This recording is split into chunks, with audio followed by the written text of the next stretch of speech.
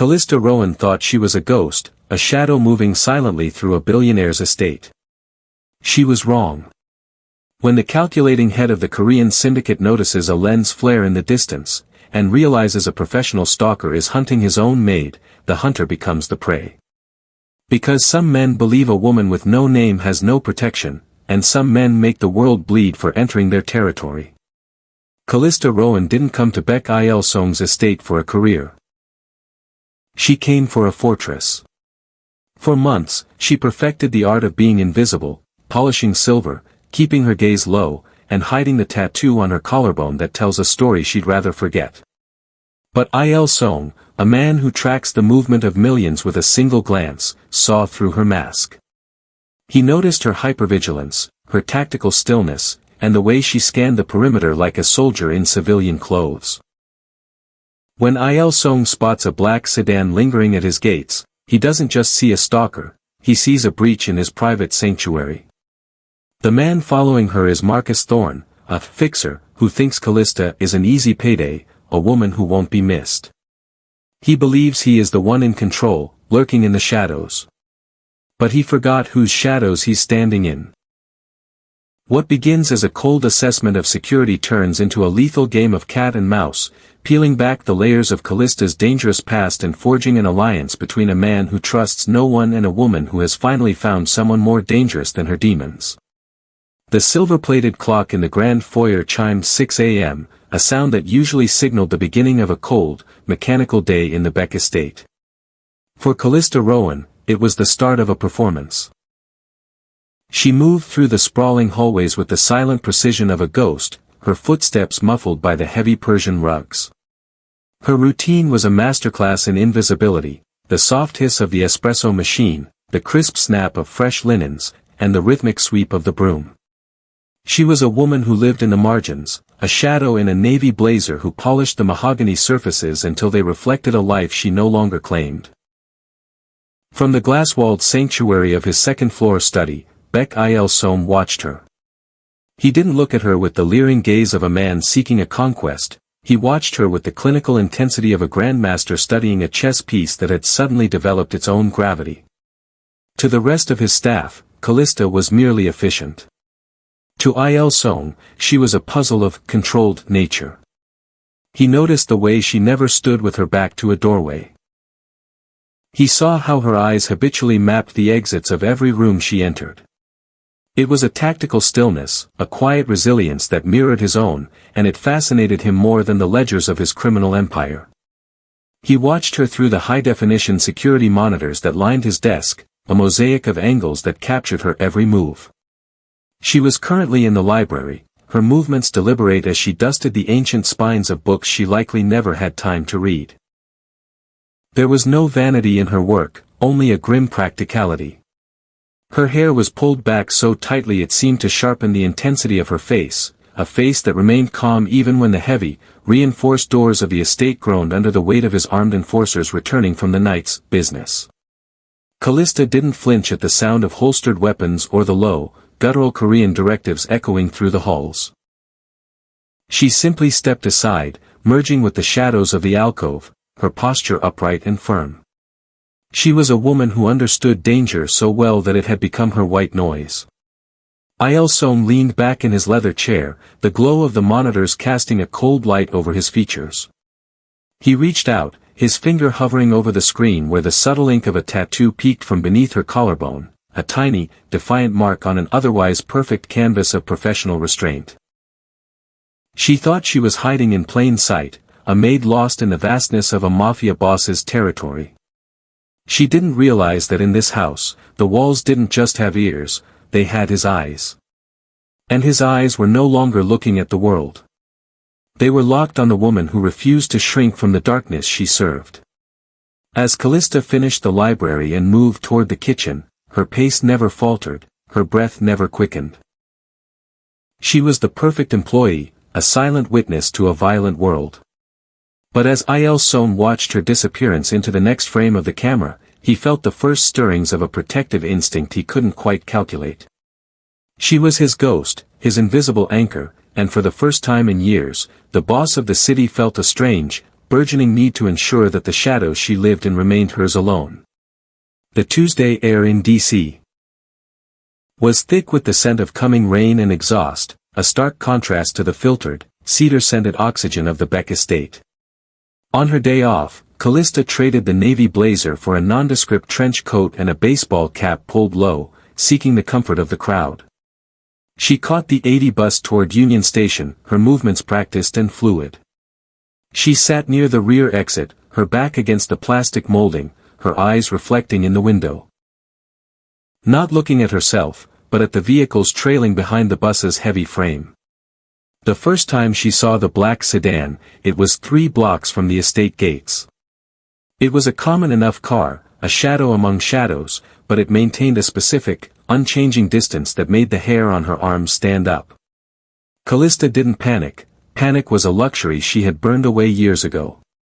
Instead, she performed a dry cleaning maneuver. Getting off a stop early, ducking into a crowded pharmacy, and exiting through the side door. 10 minutes later, as she crossed the street toward a small bookstore, the sedan crawled past the intersection. The windows were tinted dark, but she felt the weight of a gaze through the glass. It was a predatory heat, a familiar pressure that signaled she was no longer just a ghost, she was a target. Her hand instinctively drifted toward her collarbone, grazing the hidden ink of her tattoo through the fabric of her shirt. She considered calling the estate, but the thought of Il Song's cold, analytical voice stopped her. She was a maid, a ghost he had merely tolerated. To bring her personal drama into his fortress felt like a breach of the sanctuary he provided. She would handle it. She would disappear deeper into the city's veins until the shadow grew bored. She was wrong about the boredom, and she was wrong about being alone. Back in the command center of the estate, the silence was absolute, broken only by the rhythmic tapping of Il Song's ring against the mahogany desk. On the primary monitor, a map of the city was overlaid with a pulsing blue dot representing Callista's phone and a jagged red line representing the sedan. Il Song didn't need her to call. He had mapped the sedan's plates to a shell company in Virginia within 5 minutes of it appearing on his perimeter. He watched her tactical, dry cleaning, with a grim, almost prideful twist of his lips. She was good, but the man following her, Marcus Thorne, was a professional. Il Song's thumb swiped across a tablet, activating a secondary team of 3 black SUVs already positioned 2 blocks ahead of Callista's current location. He watched through a street-level feed as Calista entered a cafe, her posture stiff, her eyes scanning the room. She looked small against the backdrop of the city, a woman trying to outrun a storm with nothing but her own will. "Let him think he's winning," Il Song whispered to the empty room, his voice a low vibration of lethal intent. "Let him believe he's found a weakness." He watched the red line close in on the blue dot, his expression as unreadable as a frozen lake. Calista thought she was protecting him by staying silent, but in the hierarchy of the Beck estate, there were no secrets, only assets to be guarded and threats to be erased. As the first raindrops began to smear the camera lenses outside, Il Song stood up, adjusting his cuffs.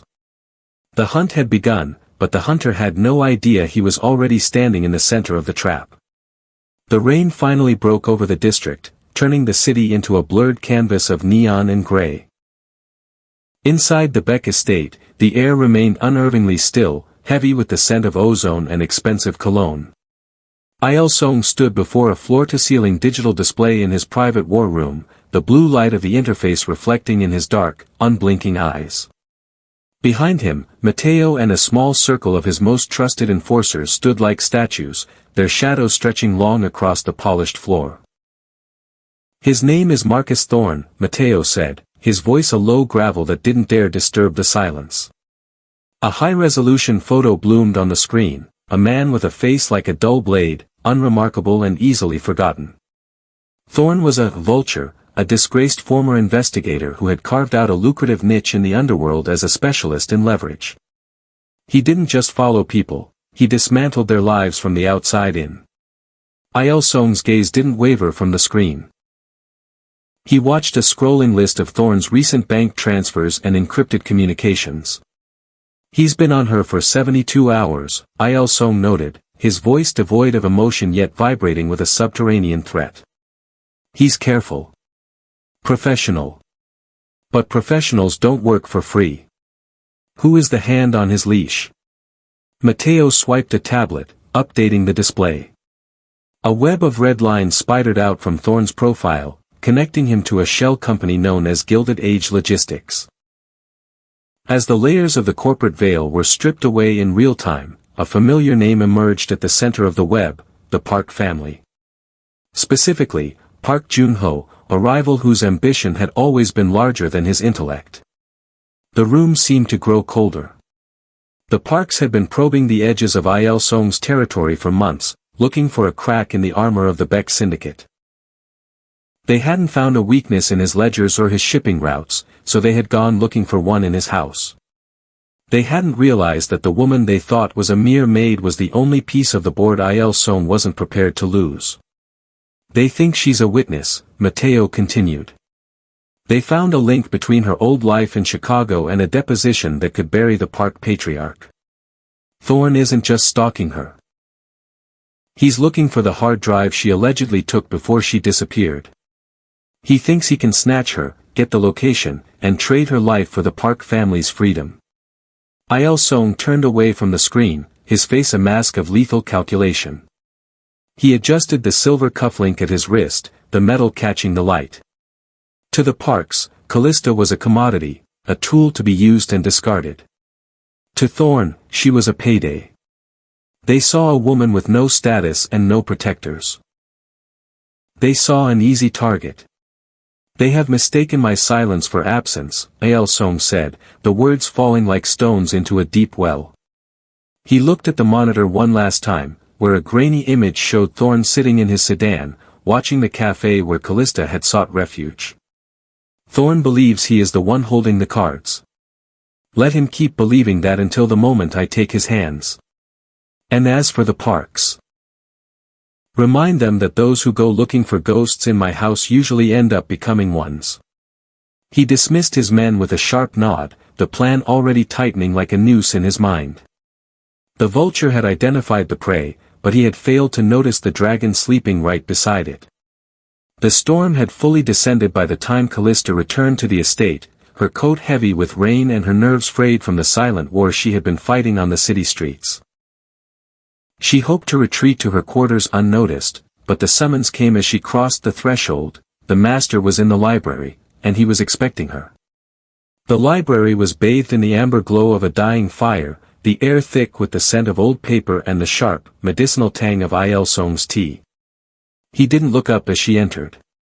He was standing by the window, his reflection superimposed over the dark, rain-streaked glass. You had a long journey today, Calista, he said, his voice a low, melodic vibration that seemed to pull the oxygen from the room. And yet, you didn't buy anything. No bags. No errands. Just a long walk in the rain with a black sedan for company. Calista froze, her hand instinctively flying to her throat, her fingers brushing the collar of her damp blouse. The silence stretched between them, heavy and suffocating.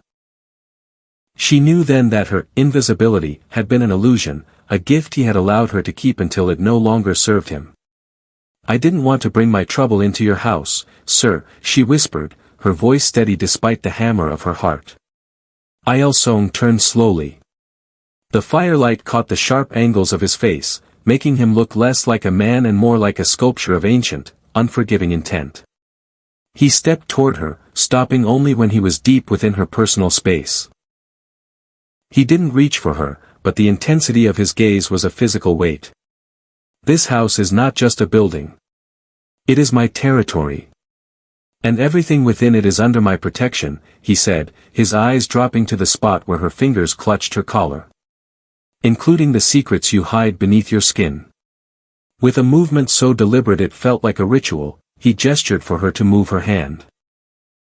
Calista hesitated, then slowly unbuttoned the top of her blazer and shifted the silk of her blouse. There, in the hollow of her collarbone, was the tattoo, a small, intricate series of numbers and a stylized bird, the mark of a canary for the Chicago syndicates.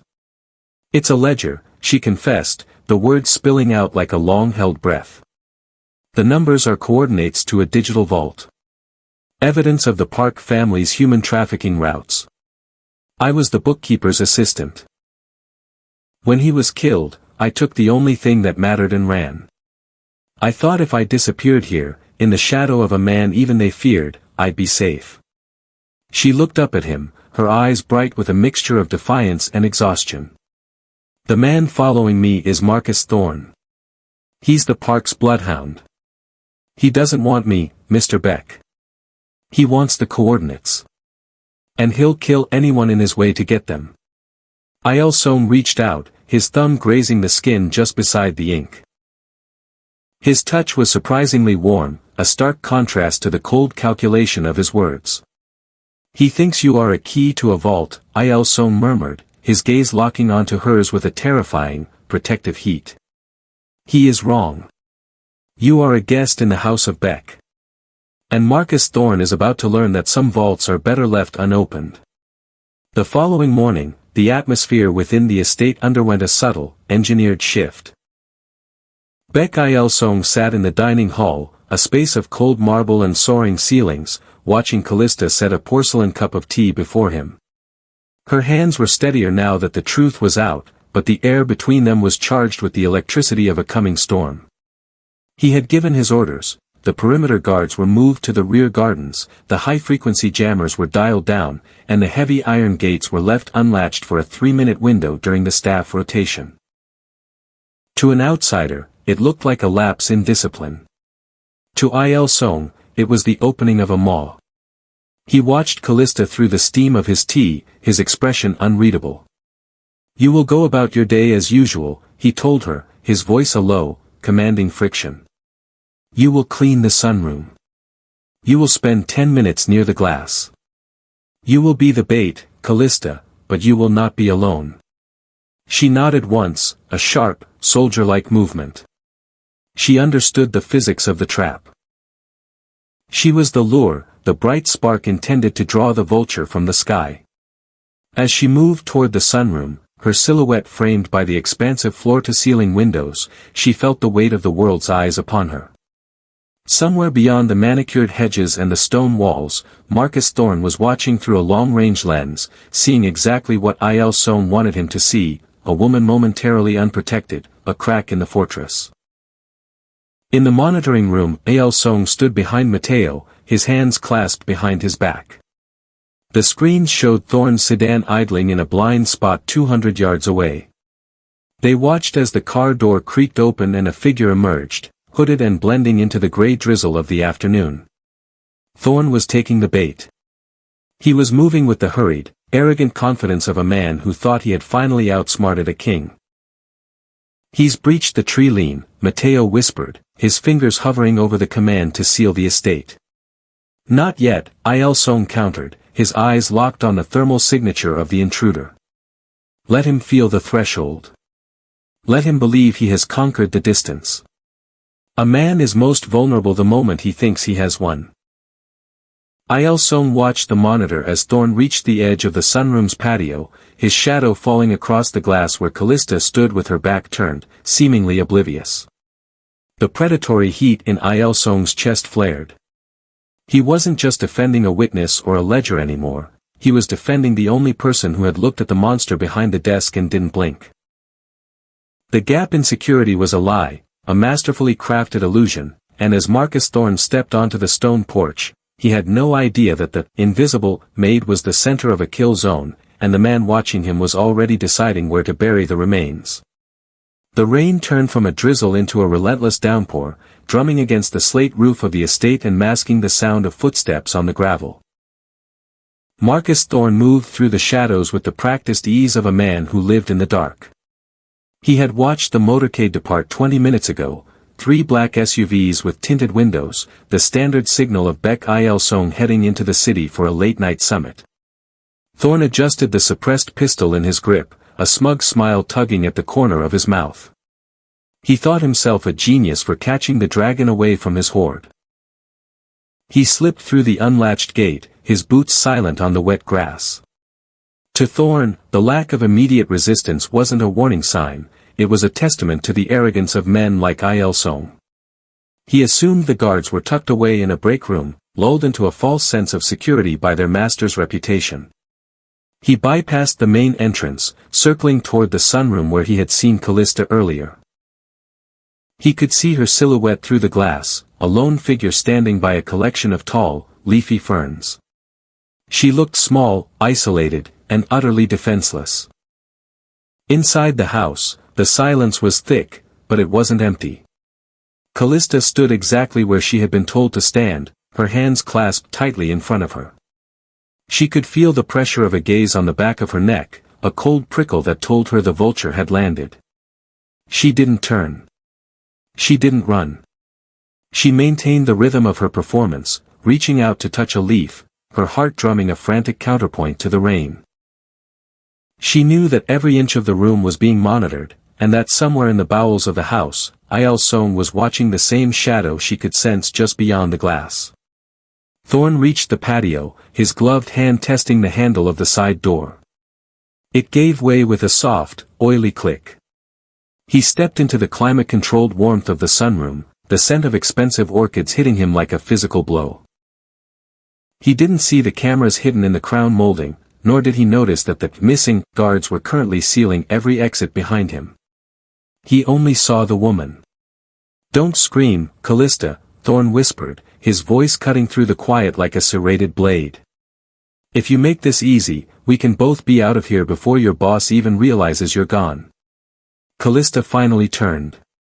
Her face wasn't a mask of terror, but one of haunting, alert focus. She looked past Thorn, her eyes flicking toward the darkened doorway that led deeper into the estate. She wasn't looking for an escape, she was looking for the monster she knew was already standing in the dark.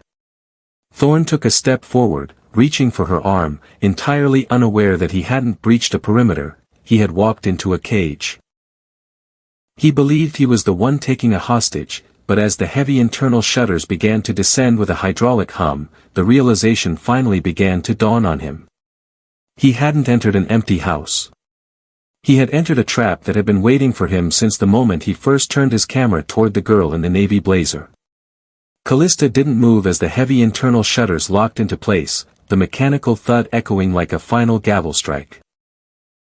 Marcus Thorn flinched, his head whipping toward the sound, but Calista remained a statue of steel and silk. She didn't scream. She didn't beg. Instead, she adjusted her navy blazer, the professional habit grounding her even as the man before her raised his weapon. "The shutters are automatic, Mr. Thorn," she said, her voice dropping into a register so calm it was chilling. "The storm must have tripped the sensors. But it doesn't matter. You're right. We should leave before the master returns." Thorn narrowed his eyes, the barrel of the pistol trembling slightly. This wasn't the reaction he had rehearsed. He expected a terrified maid, not this woman who looked like she was about to take a meeting. "Where is the drive, Calista? Give it to me now, and maybe you won't have to see how ugly this night can get." "I don't keep it on me," she lied, her eyes locked forward with alert focus. She began to walk, not away from him, but toward the darkened hallway that led to Il Song's private study. She moved with deliberate grace, her posture upright and firm. "It's in the floor safe. Through there. I can open it, but we have to be fast. The guards check the sunroom every 10 minutes. Thorn followed, his greed overriding his survival instinct. He was so focused on the prospect of the Park family's bounty that he failed to notice how Calista was leading him deeper into the belly of the beast. They entered the study, a room defined by the scent of old leather and the cold glow of the monitors Il Song had used to watch her for weeks. The air here felt different, heavier, charged with a lethal authority that Thorn was too arrogant to recognize. "The safe is behind the desk," Calista murmured, stepping into the center of the room. She turned to face him, the subtle tattoo at her collarbone visible in the dim light. She wasn't just a maid anymore, she was the gatekeeper. "But you should know something about this room, Marcus. It's the most secure location in the city. And it was never meant to keep people out. Thorn stepped past the mahogany desk, his eyes darting toward the floor. Open it. Now. Calista didn't reach for a safe. She reached for her own quiet dominance, stepping back into the shadows as the monitors on the wall flickered to life, displaying Thorn's own face from a dozen different angles. I told you I came here for a fortress, she said, her voice a silk thread in the darkness. I just didn't tell you who the fortress was for. As Thorn realized the woman he'd been hunting had just delivered him to his executioner, the door behind him clicked shut, not with a mechanical hum, but with the finality of a predator closing its jaws. Calista stood her ground, backed by the lethal authority she had finally claimed as her own, waiting for the man in the shadows to step forward. The silence in the study was no longer empty. It was heavy, suffocating, and charged with the presence of a predator who had finally stopped playing with his food. Marcus Thorn stood in the center of the room, his pistol still aimed at Calista, but his confidence was disintegrating. The monitors surrounding him didn't just show his face, they showed his entire life, his bank accounts, his burner phones, and the GPS coordinates of the very car he had used to follow her. The safe, Calista, Thorn hissed, though his voice lacked its previous edge. Open it before I lose my patience. You aren't losing your patience, Mr. Thorn, a voice drifted from the shadows behind the high-backed leather chair. You are losing your life. The only question remains is how much of it you will spend in pain. The chair rotated slowly. Baek Il-sung sat there, one leg crossed over the other, looking less like a man and more like an ancient deity of judgment. He held no weapon, yet his presence alone made the suppressed pistol in Thorn's hand look like a toy. Il-sung's expression was cold and unreadable, his dark eyes locked onto Thorn with a clinical detachedness that was more terrifying than rage. Thorn spun around, the barrel of his gun sweeping toward the desk. You were supposed to be at the summit. I saw the motorcade leave. You saw 3 decoys and a choreographed exit, Il-sung said, his tone conversational, almost bored. I own the streets you drive on, the cameras you use to spy, and the men you think are your allies. Did you truly believe you could step onto my soil and remain unseen? You didn't break into a house, Marcus. You broke into a graveyard. And as I told Calista earlier, I was already holding the shovel. Thorn backed away, his gaze darting between the Mafia boss and the woman he had dismissed as a victim. Calista hadn't moved. She stood near the door, her posture upright and firm, her eyes reflecting the same lethal authority that radiated from Il-sung. She wasn't the prey anymore, she was the witness to an execution. The Parks, they'll come for me, Thorn stammered, his finger tightening on the trigger.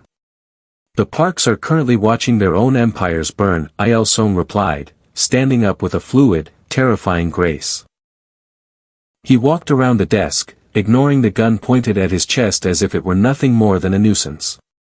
He stopped inches from Thorn, the height difference forcing the stalker to look up into a face of pure, disciplined violence. They sent a vulture to do a dragon's job.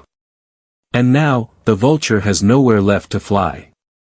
Il-sung reached out, his hand moving with a speed that defied the eye. In a single, sickening crunch, he disarmed Thorn, the pistol clattering to the floor as the stalker let out a strangled cry of agony. Il-sung didn't stop there. He gripped Thorn by the throat, pinning him against the wall with a strength that seemed impossible for his lean frame. You touched what is mine, Il-sung whispered, his voice a low vibration of lethal intent. You looked at her with your filthy eyes. You made her run. He turned his head slightly to look at Calista, his gaze softening for a fraction of a second before returning to the trembling man in his grasp. Thorn's realization was complete, he wasn't a player in a game of leverage. He was an insect that had crawled into a fortress, and the master of the house was done observing. The silence that followed the storm was absolute. The rain had slowed to a rhythmic weeping against the library windows, and Marcus Thorn was no longer a man. He was a problem that had been efficiently resolved. The enforcers had moved with the ghost-like precision of the Beck syndicate, scrubbing the study until the air smelled only of lemon oil and the faint, lingering copper of a struggle that had ended before it truly began. In the wake of the violence, a new weight settled over the estate. The news was already filtering through the encrypted channels of the underworld. The Park family's infrastructure was collapsing. Without Thorne to deliver the ledger, and with Il Sung's silent counterstrike hitting their bank accounts and ports simultaneously, the rivals had been silenced by the sheer weight of a superior predator. The message was clear: Calista Rowan was no longer a loose end. She was the territory. Calista stood on the balcony of the sunroom, looking out over the manicured gardens. She had changed out of her torn blouse into a dress of deep charcoal silk, a gift from the master that felt less like a uniform and more like armor. She didn't feel like the victim who had run from Chicago. The hypervigilance that had once been her curse was now her strength, a shared language between her and the man who now stood behind her. Il Sung appeared in the reflection of the glass, his presence steady and unreadable.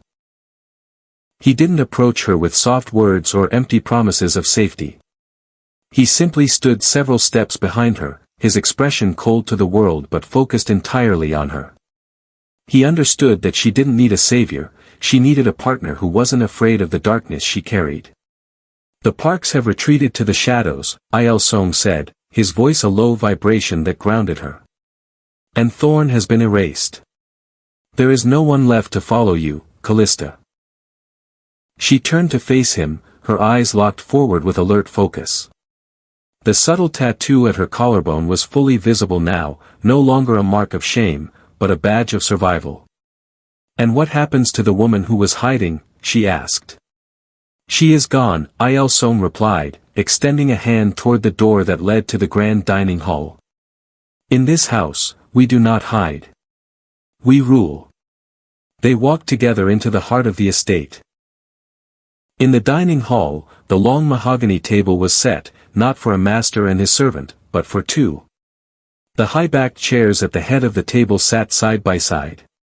As Calista took her seat next to Il Sung, the staff, men who once looked past her as if she were furniture, bowed with a new, profound reverence. The invisible maid had vanished, replaced by a woman of iron who understood that power wasn't just about violence, it was about knowing exactly whose territory you inhabited. As Il Sung poured the wine, his gaze met hers, and for the first time, the ghost of the boy, and the canary of the syndicate, found a different kind of peace. The world outside was still dangerous, and the shadows were still long, but as the new order began, Calista knew she would never have to look in the rearview mirror again. She wasn't just safe, she was home.